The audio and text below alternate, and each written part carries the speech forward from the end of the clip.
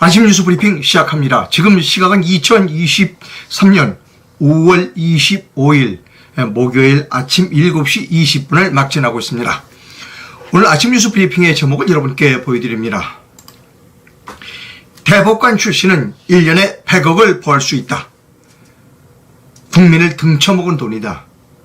이것이 오늘 아침 뉴스 브리핑의 제목입니다.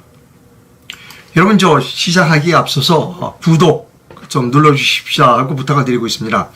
그런데 어제 이런 댓글이 있었습니다. 자기는 지금까지 구독을 눌렀는데 보니까 구독이 안 돼 있더라. 깜짝 놀라서 다시 구독을 하려고 했더니 구독이 안 되더라. 그래서 이상로 카메라 출동에 구독을 눌러도 구독 신청이 안 된다라고 하는 제보가 잇따르고 있습니다. 글쎄 왜 그런지 모르겠어요. 왜 그럴까요? 다음번 방송통신제 한성혁 씨는 임기를 다 하더라도 한 2달 내에 이제 그만둡니다. 다음번 방송통신위원장은 이런 문제를 철저하게 조사해서 구글과 그리고 페이스북 이런 곳에 천문학적 금액의 과징금을 매겨야 한다라고 저는 생각합니다. 예, 올바르지 못한 일입니다. 자, 본격적으로 아침 뉴스 브리핑 시작하겠습니다.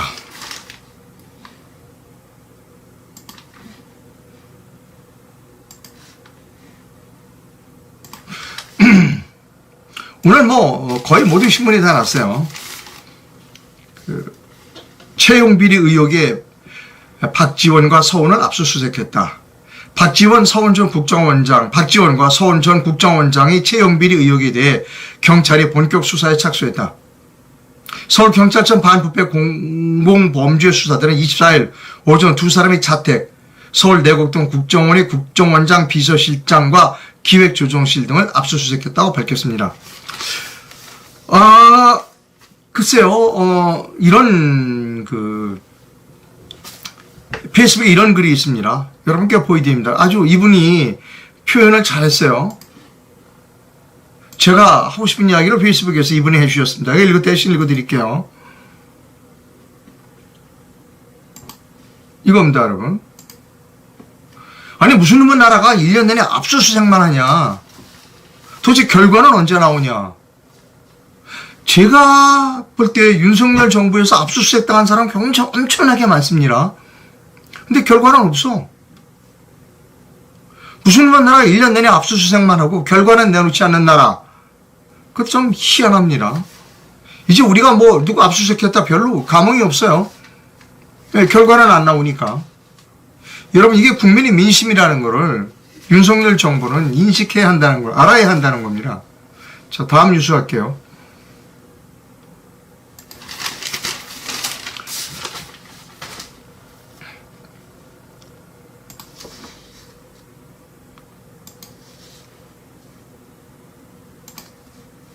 자, 제가 계속해서 방송하고 있는 게 뭐냐면 우리나라 심리불속행 제도라는 게 있습니다. 그러니까 대법원에 올라오는 형사를 제외한 민사, 가사, 행정, 특허 소송의 85%는 쓰레기통으로 버린다고. 읽어보지도 않고 단 석 줄. 보니까 요건을 갖추지 못했거나 내용이 없다. 단 석 줄로 버린다고 그랬어요. 한 해에 1만 건입니다. 1만 건. 그거 위헌이다. 그래서 문영식 변호사께서 위헌 청구를 했고, 그리고 공개 변론하자. 지금까지는 다 헌법재판소가 합헌이라고 그랬어요. 합헌일 수 없다. 그게 위헌이다. 라고 하는 겁니다. 어제 추가로 증거 자료를 냈습니다. 이게 위헌이다라고 하는 추가 증거 자료를 내면서 공개 변론을 다시 한번 요청했습니다.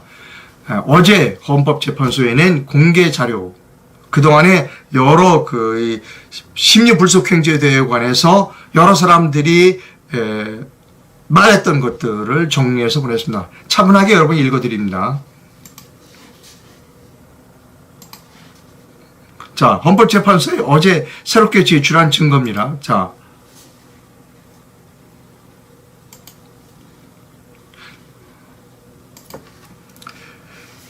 김영란 국민권익위원장이 있습니다. 이분은 김영란법을 만드신 분입니다. 그 정직한 분입니다. 거짓말 안 하는 분이에요. 자, 이분이 국민권익위원장을 그만두고 딱 기자회견을 했는데 그때 뭐라 그러냐면 대법관 퇴임 후에 로펌에 가면 1년에 100억까지 받을 수 있다는 겁니다. 를 들었다는 거예요. 거짓말 안 해요. 이 어머니 거짓말 하겠어요? 어떻게 대법관을 그만두면 100억을 벌 수 있는지를 지금부터 자료를 통해서 보여드립니다. 이것은 헌법재판소에 위헌 청구를 하면서 어제 보낸 내용입니다. 자, 여러분 100억을 법니다. 100억을. 1년에. 자, 읽어드릴게요. 우리나라 재판은 3심제라고 모두 알고 있다. 근데 형사재판을 빼고 민사, 가사, 행정, 특허, 심판, 상고심에선 매년 70% 이상의 판결문이 딱 한 줄로 끝난다. 이건 2018년 기사입니다. 지금이 2023년이니까 제가 85%로 늘어났다고 그랬어요. 심리불속행에 해당되어 기각한다는 단락 한 문장이다. 심리불속행. 법조계에서는 줄여서 심불이라고 부르는 이 제도는 말 그대로 심리하지 않았다는 뜻을 담고 있다. 세계 소부를 나뉘어 재판한 12명의 대법관이 그리고 그 밑에는 100여 명의 재판 연구관이 있다. 그런데 읽어보지 않고 그대로 쓰레기통에 버렸다는 얘기다. 민사, 가사, 행정재판이 7할 이상은 사실상 3심제도가 아니라 2심제도다라는 다음번 자료를 보여드립니다.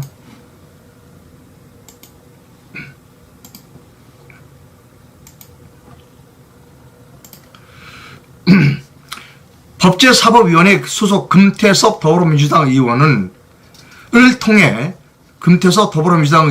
단독 입수한 대법관별 심리불속행 처리를 어떻게 되느냐 살펴봤어요. 그랬더니 이기택, 박상호, 민유숙, 조희대, 김정서, 김신 대법관이 주심을 맡은 사건의 80% 이상이 이 사람들은 안 봤어요. 근데 권순일, 박정화, 김소영 대법관 주심 사건의 경우는 70%로 신불이 떨어져요. 김재영 대법관 주심 사건은 50.9%로 떨어집니다. 이기택 대법관은 84.3%로 높아요. 그러니까 대법관이 누가 주심을 맡냐에 따라 달라지는 겁니다. 어떤 대법관은 90%를 읽어보지 않고 쓰레기통에 버립니다. 자, 그래서 패소에 따라도 고용한 대법관 주심 재판의 8할은 패소 이유가 적힌 상고심 판결문을 받는 것이고 이기택 대법관 주심 재판에서는 8할 이상이 설명도 없이 쓰레기통으로 버린다는 겁니다. 여러분 환장하는 일 아니에요?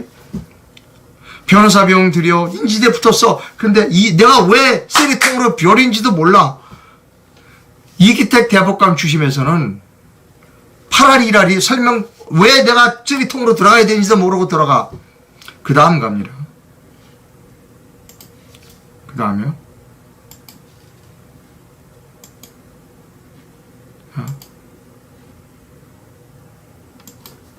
자, 변호사들, 특히 판사 출신이 아닌 변호사들은 주심 대법관별 신불 처리율 편차를 보고 분노를 터뜨렸어요. 여러분 잘 아시는 분이 있죠? 강신업 변호사. 여러분 좋아하시잖아요? 강신업 변호사가 어떻게 얘기했는지를 여러분 제가 지금부터 설명드립니다. 강신업 씨 얘기입니다. 대한변호사협회 공보이사 시절부터 심리불속행 제도 폐지를 주장해온 강신업 변호사. 아, 이분은 훌륭한 분이에요. 지금 보니까. 옛날 자료를 보니까. 강신업 변호사는 이렇게 얘기했습니다. 주심에 따라 신불 처리율 편차가 이렇게 크니까 신불이 엿장수 마음대로 이루어진다고 의심하고 상고심을 불신하는 사람들이 늘어나는 것이다. 주심 대법관이나 재판 연구가들의 열정과 성실성 여부에 따라 최종 심지를 받을지 못 받을지가 결정된다면 그 억울함을 어디에 가서 호소하겠느냐라고 강신업 변호사가 대한변호사협회 공보이사 시절 때 말을 했다는 겁니다. 역시 강신업 씨는 올바른 사람입니다. 자료가 나오잖아요. 네, 그 다음 갑니다. 강신업 씨는 올바른 사람이에요. 그 다음 갑니다.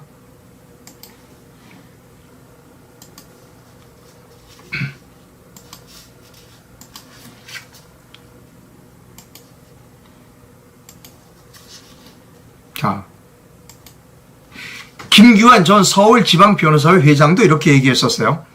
사건이 누구에게 배당되는지에 따라 심리를 받을 수 있는지 없는지가 결정된다면 결국 사법불신을 초래하는 원인이 될 것이라고 혹평했습니다. 또 김준우 민주사회를 위한 변호사 모임 사무차장도 이렇게 얘기했어요. 주심별로 신불 처리율 격차가 클 뿐 아니라 어떤 사건이 신불 처리되는지도 불투명하다. 상고심 변호사의 고위 법관 출신이 있으면, 이렇게 상고심에 이렇게 그 법률 대리인의 고위 법관 출신이 있으면 신불 처리 없이 사건을 심리한다는 속설이 있다 보니 전관 몸값이 올라간다. 그래서 전관들이 상고 이유서에 변호인단 이름을 올리면 도장 하나 찍는데 1,000만 원이다. 또는 수천만 원에 이른다. 이거 환장하는 노래 아니에요? 상고 이유서에 유명한 대법관 이런 사람들, 유명한 법관 이름이 도장이 안 찍히면 그냥 쓰리통으로 돌아가. 그러니까 어떻게 할 수 없어요. 찾아가는 거야. 대법관 출신 찾아가서 도장 하나만 찍어주세요. 도장 하나 찍는데 1,000만 원. 어떤 사람은 그런 사업도 있대요. 아니, 도장 하나만 찍지 말고요, 직접 써주세요, 상고 이유서를. 그랬더니 그래요? 그러면 5천만 원에서 1억 들어갑니다. 뭐 줬다는 거 아니에요. 여러분, 1년에 1억 벌기 쉬워요. 대법관 출신은 1년에 1억. 이따오 짓거리를 하니까 1년에 돈을 1억을 버는 거예요. 또 있어요. 이거 제가 지금 읽어드린 자료는 어제 헌법재판소에 보낸 겁니다. 이거 증거 이렇다, 공개변론 하자고 보낸 겁니다. 아직 안 끝났어요, 여러분. 또 있습니다. 또 있어요, 여러분. 아직 안 끝났어요.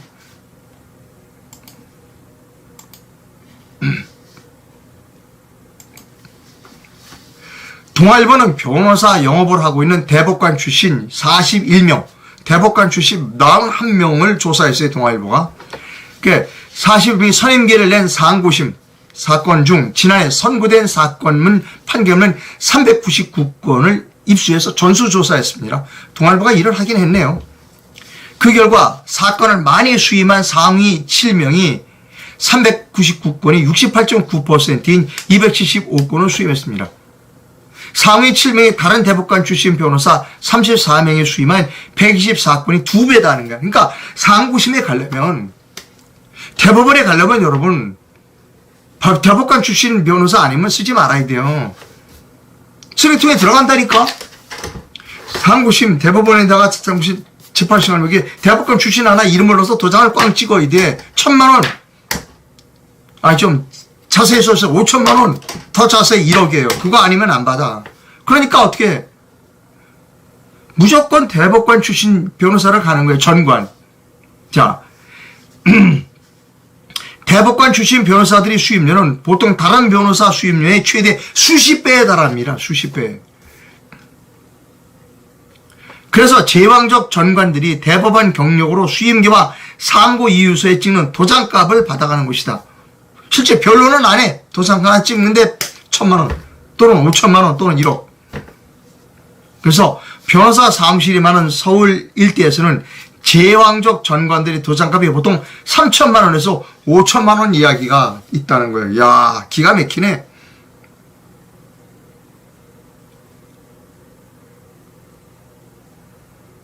도장 하나 찍는데 1,000만 원 또는 3천만 원, 5천만 원이 들어가요. 도장 하나 찍어주는데. 왜? 그 도장 못 받으면 대법원에서 쓰레기통으로 들어가니까 어쩔 수 없는 거예요. 아직 안 끝났어요, 여러분. 또 보여드릴게요. 아직 안 끝났습니다, 여러분.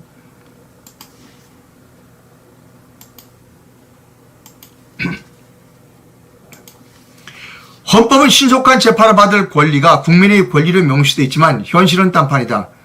3심을 받아보겠다며 밀려드는 사건에 비해 대법관 수가 더 적기 때문이다. 제가 뭐라고 그랬어요? 성경책에 있다고 했더니 성경책에 창세기에 나와요. 창세기에 길거리에 쓰레기가 쌓이면 청소부의 숫자를 늘려라. 대법원에 재판 건수가 쌓이면 대법관 수를 늘려라. 창세기에 있다니까? 근데 안 늘려. 너는 300명 이상으로 늘리라고 그랬어요. 근데 안 늘려. 왜? 300명 이상 늘어나면 전관 이유가 없어지잖아요. 하긴 이해도 가기도 합니다. 1년에 김명수가 3명 들리자고 그랬어요. 3명. 김명수 자기도 이제 곧 있으면 나가잖아요. 1년에 100억을 포기할까 그 사람이? 지금 현재 대법관 중에 누구도 1년에 나이가 100억을 벌 수 있는 권리를 포기하려고 하는 사람이 없다는 거예요. 문제는 대법관, 헌법재판관 중에 내가 그만두면 1년을 벌 수 있는 1년에 100억을 버는데 국민이 고통을 겪든 말든 그건 알 바 없어. 대한민국 국민들은 다 종이야, 종. 다 몸종들이야. 종들이 뭐 때리면 끌어다가 곤장침을 맞는 거지 뭐. 100억 갖고 와, 100억. 이게 대한민국입니다, 여러분. 대법관을 보호자는 재판 연구하들은 10개 가운데 9개의 사건의 운명을 사실상 결정한다. 대법관들이 소부 합의도 대법원 주심 재판관이 판단으로 5초면 끝난다. 자, 합의를 하는데, 자, 이거 심불입니다, 심불. 5초. 예, 넘어가. 또 있어요. 아직 안 끝났습니다, 여러분. 대한민국이 어떤 나라인지 그 꼬라지를 더 보여드릴게요.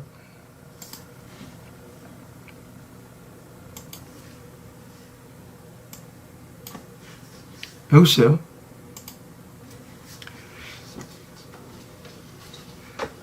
(2009년) 국정감사에서 퇴직한 한 대법관이 맡은 대법원 사건은 한 건도 심리불속형으로 기각되지 않았다. 아, 기가 막히네.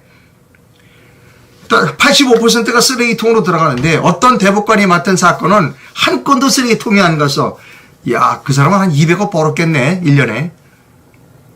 2006년 국감 때는 1990년 이후 퇴임한 대법관 출신 변호사 13명이 선임한 사건이 심리불속형 기각률이 6.6%였어요. 야, 85%인데 딴 사람들은. 그런데 퇴임한 대법관 출신 13명이 선임한 선임계를 낸 상고심은 6.2%밖에 안 돼. 그 사람들은 쓰레기통으로 들어가는 율이. 그러니까 어떻게 해야 돼요? 무조건 대법관 출신 써야 되는 거야. 찾아가서 도장 하나 찍어주세요. 1,000만 원. 아, 조금만 더 읽어주세요. 5천만 원. 아니, 직접 써주세요. 1억.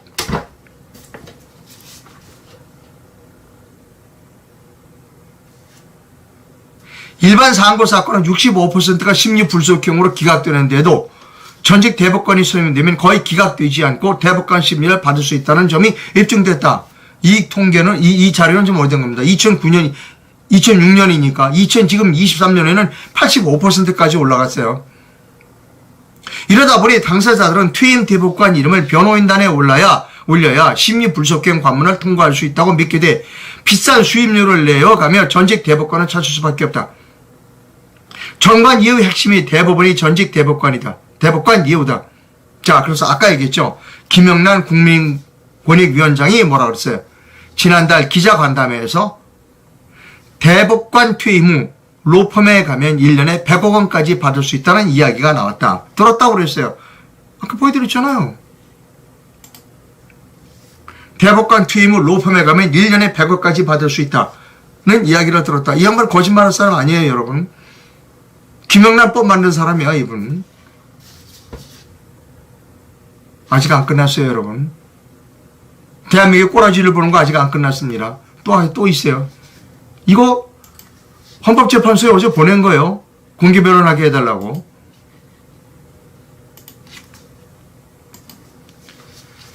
삼심제 하에서 국민들은 마지막 판결을 위해 상고하는 것인데 그냥 읽어보지도 않고 기각해버린다는 건 사법서비스 차원에서 말이 안 된다. 하급심 판결에 불만이 많은 상황에 심리불속형으로 대법원이 판단까지 제한한다면 8만개의 불만이 더 쌓일 수밖에 없다. 조용식 전 서울지방변호사회 부회장은 이렇게 말했다. 대법원 재판이 충실하게 되려면 대법관 수를 늘려라. 그리고 심리불속형 제도를 폐지해라. 정답. 대법관 수를 늘려라. 그러면 돼요. 아까 제가 창세기에 있다고 그랬죠. 누가복음에도 있어. 신약 누가복음에도 나와요. 예수께서 가라사대 길거리에 쓰레기가 쌓이면 청소부의 숫자를 늘려라. 대법원의 재판 건수가 쌓이면 대법원의 숫자를 늘려라.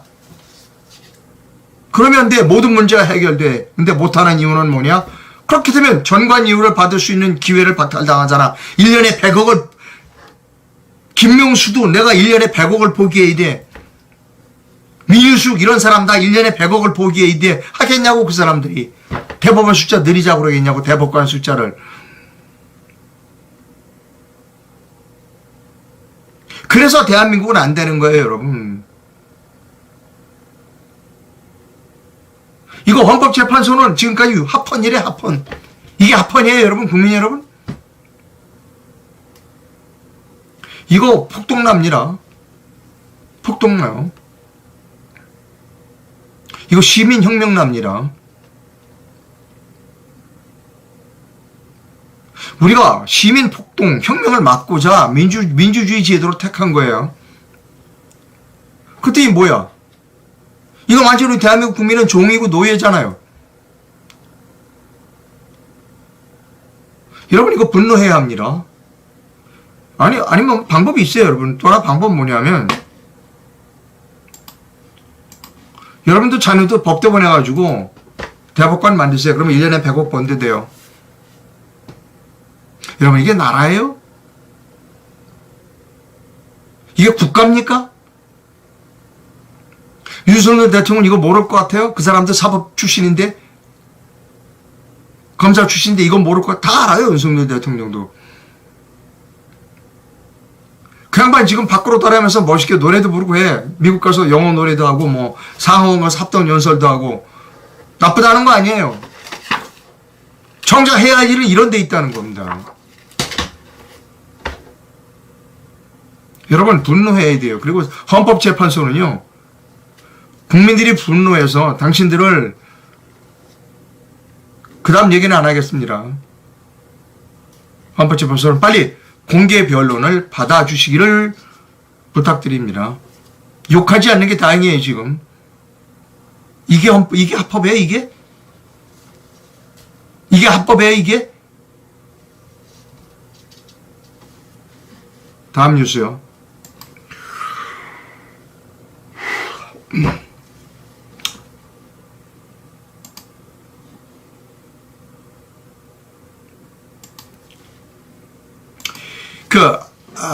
이창양 산업통상부 자원관이 어제 한국전력의 한국에너지공대 한전대 출연금 축소와 관련해 삼척동자도 이해할 수 있는 일이라고 말했다. 근데 물어봤어요 이제 더불어민주당 야당에서 하니까 아니 폐교는 아니고요. 지원을 축소합니다 라고 했다는 겁니다. 틀렸어요. 이창용 산업통상부 장관은 지금 틀린 얘기를 하고 있어요. 정답은 뭔지 알아요? 폐교가 정답이에요. 폐교가 정답입니다. 한전공대는 폐교해야 합니다. 폐교가 정답입니다. 이창용 장관은 틀렸어요. 한전공대는 폐교해야 됩니다. 다음 뉴스입니다.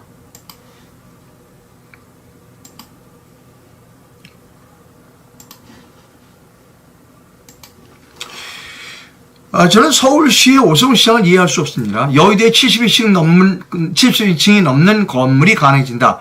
높이 규제 사실상 폐지했다는 겁니다.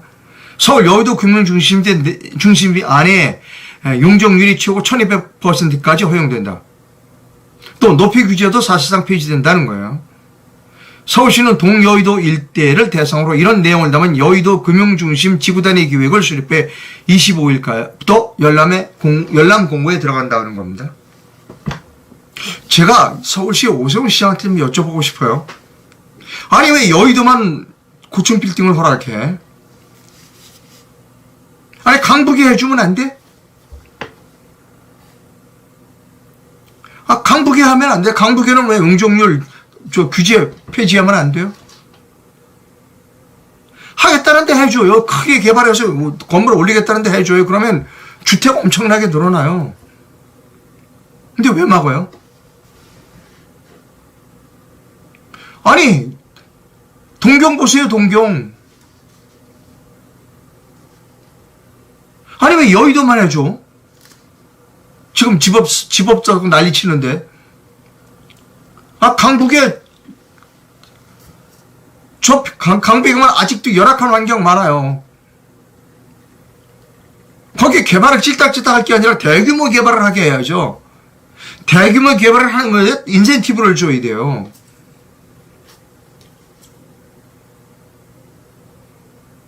난 오세훈 시장 이해할 수 없습니다. 왜 여의도만 해줘야 돼? 강북은 안 돼? 강북 사람들은 영원히 가난한 사람으로 살아야 돼? 저는 오세훈을 이해할 수 없습니다. 다음. 참고로 저는 부동산 전문가라고 여러 번 말씀드렸습니다. 책을 여러 번 썼어요. 다음 갑니다. 여의도 이야기인데 여의도 이야기가 나왔으니까 그 여의도에서 출마하신 분이 있어요. 지난번 총선에 박용찬 씨입니다. MBC 앵커를 했죠. 제 MBC 후배이기도 합니다. 지난번 여의도에서 출마했다가 부정선거 때문에 낙선했어요. 억울합니다. 박용찬 씨가 이제 지역 주민들하고 여기저기 돌아다니면서 이제 지역 현안을 좀 살피는 것 같아요. 읽어드립니다. 최소한 이런 짓을 하지 말아야 한다. 서울 마포대교 아래 여의도 한강공원에 있는 한강개발기념비. 이게 한강개발기념비입니다. 지금 이분이 박용찬 씨가 지금 지켜보고 있는 것이 1968년 여의도 지혜방을 단 100일 만에 완성한 역사적 쾌거를 축하하는 기념입니다. 여의도 지혜방을 100일 만에 완성했군요. 그걸 만든 사람이 누구냐? 박정희입니다. 여기 이렇게 있어요. 제가 읽어드릴게요. 민족중흥의 기운과 400만 그때는 400만이었네요. 400만 서울 시민의 정성을 모아 영명한 박정희 대통령 각하의 영도 아래. 내가 안 보여. 사람들이 이 박정희라는 글자를 막 뭉개버렸어요. 그리고 대통령제 대자 앞에다가 위에다 점을 찍었어. 그러면 개견자로 바뀌죠. 그런데 박정희 글자가 이겨져 형체를 알아볼 수 있을 정도로 뭉개져 버렸고 대통령의 대자에 점을 찍어 개견자로 바꿔버렸다라고 박용찬 MBC 전 앵커가 고발하고 있습니다. 여러분 다음번 국회의원에 박용찬 씨 나오면 꼭 찍어주십시오. 아주 제 훌륭한 MBC 앵커이고 제 후배이기도 합니다. 아주 훌륭하신 분이고요. 지난번에 부정선거 때문에 떨어지신 분입니다. 여러분 박용찬 씨 아주 훌륭한 분이다. 여러분 이게 뭐예요? 지금 대통령 이름에 뭉개버렸어. 대자에 점을 안 찍어서 견자를 만들어버렸어. 이게 대한민국 국민의 꼬라지입니다. 다 그런 건 아니죠. 대충 어떤 색깔을 갖고 있는 사람들이 그런 짓을 했는지를 가늠케 하는 그런 대목입니다. 다음번 뉴스입니다. 여러분 제가 지난달에 미국 횡단을 했죠. 그걸 좀 보여드립니다. 저는 미국 횡단을 2번 했습니다. 2016년도에는 북쪽으로 했어요. 이렇게 잠깐만요. 예, 북쪽 루트를 이렇게 했습니다. 이렇게 2016년도에는 그리고 책을 썼죠. 제가 쓴 책이 이겁니다. 대한민국의 겸손한 제안이라는 책을 2010년도에 횡단을 하고 미국 대륙을 이렇게 북쪽으로 횡단하고 썼습니다. 이번에는 남쪽으로 횡단을 했습니다. 이렇게 남쪽으로 해서 뭐 휴스턴, 달라스, 그다음에 마이애미, 키웨스트 이렇게 해서 여기까지 했습니다. 이렇게. 자, 14명이 했고요. 물론 많은 자료로 수집을 했습니다. 이제 또 책을 쓰는데 또는 제가 다른 자료를 활용하는데 많이 활용하게 될 겁니다. 이때 제가 이제 기획을 했죠. 우리 방송국에서는 PD라고 합니다. PD. 프로듀서죠. 기획하는 사람. 혼자 쓰니까 밑에 이제 젊은 AD를 둡니다. 어시스턴트 디렉터 AD를 둡니다. 이번 그 남쪽으로 이렇게 횡단을 할 때 젊은 아주 훌륭한 겸손한 그래서 아주 책임감이 강한 AD를 같이 갔습니다. 본인이 저를 따라가겠다고 해서 어시스턴트 디렉터 AD가 따라갔어요. 그래서 이렇게 한 달 동안 이렇게 미국을 쫙 횡단할 때 엄청나게 AD가 도움을 많이 줬습니다. 운전도 잘하고 아주 열심히 일을 하고 어려운 일은 다 자기가 하고 그래서 이 시스템을 배웠어요. 왜 이 횡단하는데 저를 따라가 AD를 자원했는가를 알았어요. 이걸 배우려고 그랬던 겁니다. 이 시스템을. 이렇게 횡단할 때의 시스템을 어떻게 하는 것이 좋은지를 배운 겁니다. 배웠어요. 어제 저를 찾아와서 만났습니다. 선배님, 저 PD 하고 싶습니다. 무슨 PD 하려는데 횡단 PD를 하는데요. 저는 횡단이 아니고 전 1번 통입니다. 1번 통. 그래서 1번은 미국은 횡단이지만 1번은 종단입니다. 종단. 예. 예. 이렇게 1번 종단 프로그램을 운영하고 싶습니다. 이렇게. 1번 종단한 사람은 많지 않잖아요. 근데 미국 횡단을 해보고 바로 이거야. 우리가 일본을 제대로 하려면 일본을 처음부터 끝까지, 저 북쪽에서부터 남쪽까지 이렇게 종단을 해야 됩니다. 선배. 내가 이거 PD 할게요, 여기는. 찬성한다. 그래서 사람을 좀 모아주십시오. 자기는 일본의 뭐 아주 욕강 문화도 잘 알고, 뭐 비싸게 할 수도 있고 싸게 할 수도 있고, 고속도로를 탈 수도 있고, 뭐 지방도로를 탈 수도 있고, 기업체 연수원을 가서 뭐 숙소를 쓸 수도 있고, 일본은 아주 속속들이 자기가 설명할 수 있습니다. 내가 PD 하고 싶습니다. 여러분, 저기 일본을 정말 제대로 여행하고 싶으면 이 정 PD에게 이분은 이제 미국 횡단할 때 제 AD였습니다. 이번에 PD로 제가 승진시켜 줬어요. 정 PD입니다. 일본 열도로 종단 여행을 기획합니다. 가시고 싶은 분은, 일본을 제대로 보고 싶은 분, 일본을 종단해 보시고 싶은 분은 우리 정 PD에게 연락 주십시오. 제 AD였습니다. PD로 제가 승진시켰어요.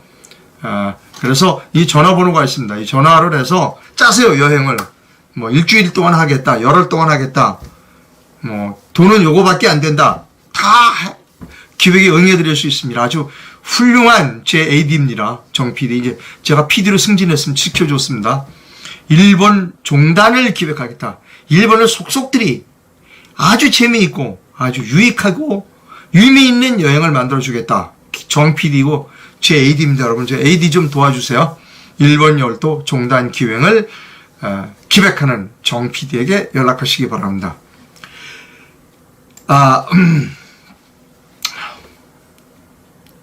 그 여행을 해봐야 돼요. 사람은 여행을 해봐야 저 사람이 진짜 훌륭한 사람인지 아닌지 알 수 있습니다. 제가 이번에 미 대륙 횡단하면서 우리 정 AD, 정 PD가 아주 훌륭한 사람이다라고 하는 걸 느꼈습니다. 여러분, 제가 적극적으로 추천해 드립니다. 우리 정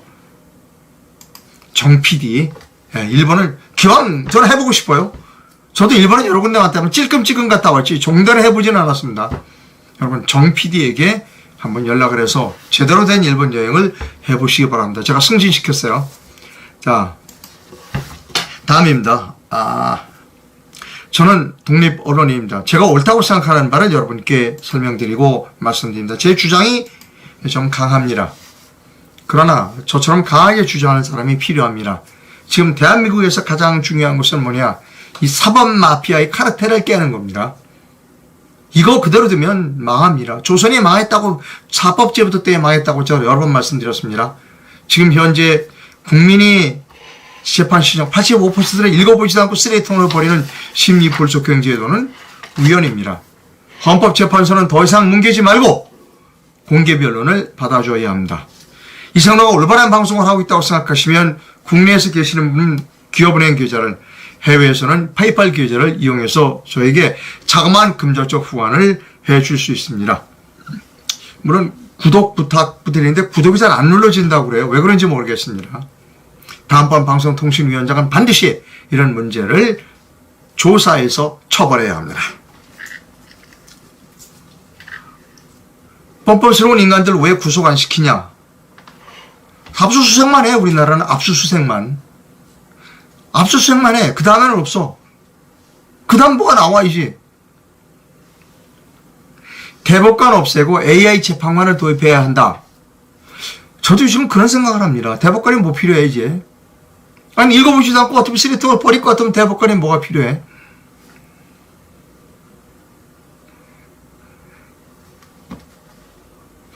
세금을 털어먹고 놀고 먹고 있는 재판관들이라는 댓글 밑에 이런 분이 또 있어요. 이런 글이. 아니요, 그 사람도 놀고 먹는 게 아니에요. 놀고 먹지 않고 나라를 망치는 일을 하고 있어요.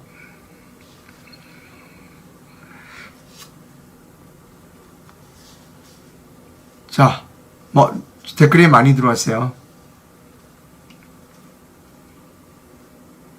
윤 대통령은 사법개혁이 우선인데 아무것도 하나 손을 못 대고 있다. 국민을 바보로 보는 것이 아닌지 의문이 간다. 글쎄요. 왜 그럴까? 답답하기만 하고요. 예, 방송 시청해주신 시청자 여러분 대단히 감사합니다. 여러분 저 아까 1번 말씀드렸죠? 1번 PD. 예. 우리가 조선이 망한 게 사법제도가 잘못됐다고 그랬어요. 여러분 이 얘기하면 저를 친일파라고 비난할지 모르지만 일본이 한국에 와서 그 제대로 된 사법 시스템을 만들었어요. 그냥 멀쩡한 사람 끌어다가 때려서 했던 원님 재판이 아니고 진짜 시스템은 그때 일본의 사법 시스템을 조선에 갖다 심었어요. 그게 일본입니다. 세계에서 거짓말 제일 잘하는 사람 중에 한 사람이 국가가 대한민국 국가예요. 일본 사람 정직합니다. 나라는 어떨지 모르도 일본 사람은 굉장히 정직합니다. 우리가 배워야 할 점이 상당히 많습니다. 여러분 정 PD한테 전화 왔어요. 제가 승진시켰습니다. AD에서. 자, 방송 시청해주신 시청자 여러분 대단히 감사합니다. 좀 마음이 무겁습니다. 내일 뵙겠습니다.